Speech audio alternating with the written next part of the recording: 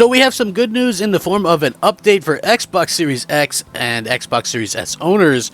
So hold on to your butts, because this should be a pretty good video with some interesting things coming out. Now, like I've said numerous times before, it's always awesome to understand that the current generation of consoles, and actually for the last couple of generations, we get such a significant upgrade over the months and years that these platforms are out there. No longer static platforms like they were in the past. It's so funny to me because I still do a lot of gaming on my original Xbox even, and I'll often find games. One little thing that people probably don't know about me is I like to go like yard sailing, thrifting, that kind of stuff, and find old school video games. It's a good way to find stuff. And I'll get home and I want to test it. Obviously not all the 360 games are backwards compatible, not all the Xbox games are backwards compatible, so I have those platforms hooked up as well, and that way I can test everything. And it's just always interesting to me to go back to the original Xbox, and it's just such a clean thing. You start it up, you put in the game, and it goes right into the game. Video games consoles were all about video games, and I love that about it. So when you get there's certain things about, obviously, consoles that do get updated that I like as well. It's pretty cool. But I wanted to talk about this. Xbox has unveiled details about the updates rolled out to alpha and beta testers, aiming to enhance the user experience and address various issues reported by the Xbox community themselves. The update, while incorporating background improvements for stability and quality, also introduced several noteworthy changes across the Xbox ecosystem. Xbox allows users to play a variety of video games, ranging from blockbuster titles to indie favorites. The Xbox console family includes, obviously, Xbox One, Xbox Series X and S, each offering hardware capabilities and features. They also serve as multimedia entertainment hubs, providing access to streaming apps and online multiplayer games through the Xbox Live platform. The update was rolled out for the Insider program on March 4th, 2024, so just the other day, with mandatory implementations as well. They experienced some issues back in February, and as announced with these situations, I'm going to sit there and tell you what they're actually launching. I like the fact that they are doing quite a bit of changes and things like that. Again, so announced on the Xbox Wire for beta testers includes fixes geared towards enhancing accessibility features, particularly addressing issues related to narrator readout in the guide and unexpected errors encountered when viewing recent captures and the capture share section.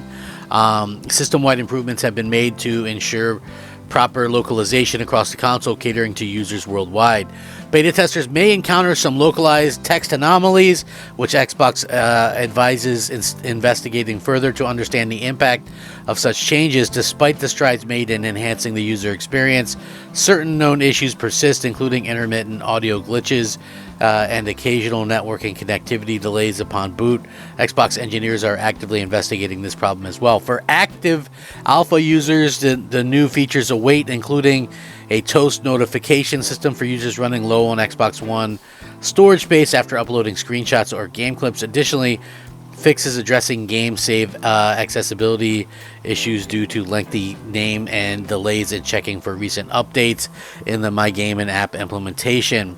Alpha and beta testers are part of the Insider program. That's how that basically works. There's some notes. Fixes include accessibility, captures, and shares. The system, it's actually really kind of making things run a little bit better on the back end and things like that, and even better networking.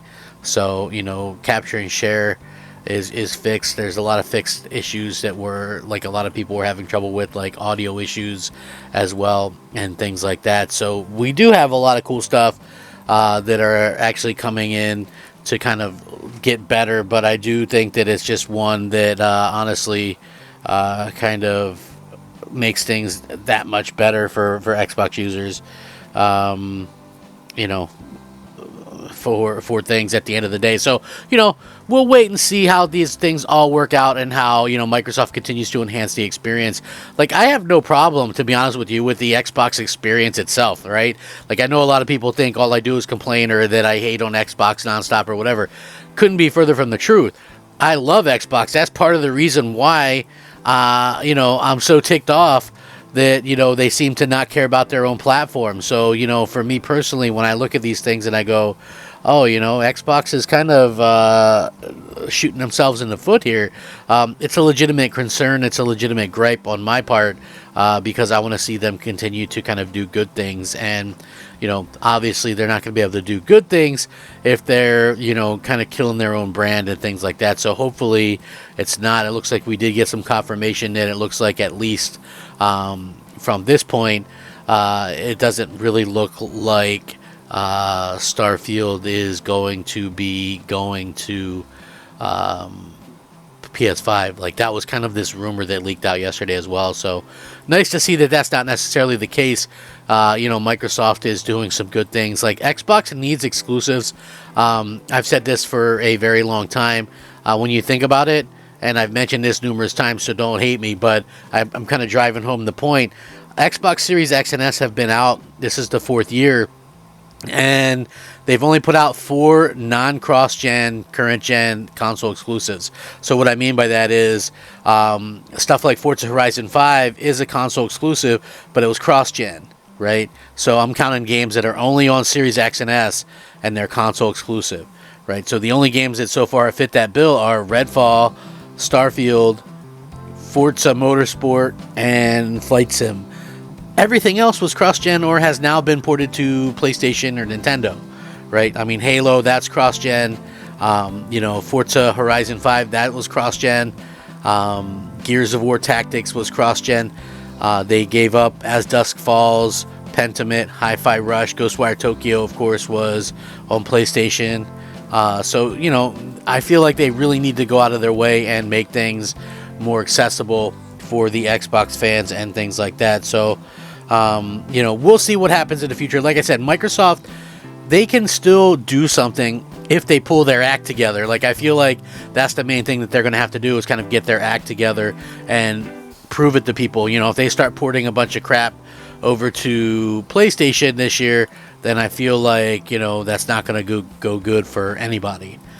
Nobody will believe them. I have to believe that they for sure understand that if they sit there and go back on what they just did at that showcase, then people are going to, really kind of cast off what they're doing. So, anyway, let me know what you guys think. I would appreciate it. I'm Crap Gamer. This is Crap Gamer Reviews. Enjoy the updates if you're in the preview programs. We always get some pretty cool features and things like that. I love getting those updates. Let me know what you think. Like I said, I hope you guys all have a good day. Rack 'em up, fact 'em up, Crap Gamer 'em up. As always, hope you have a great time gaming. Peace out. Catch you next time.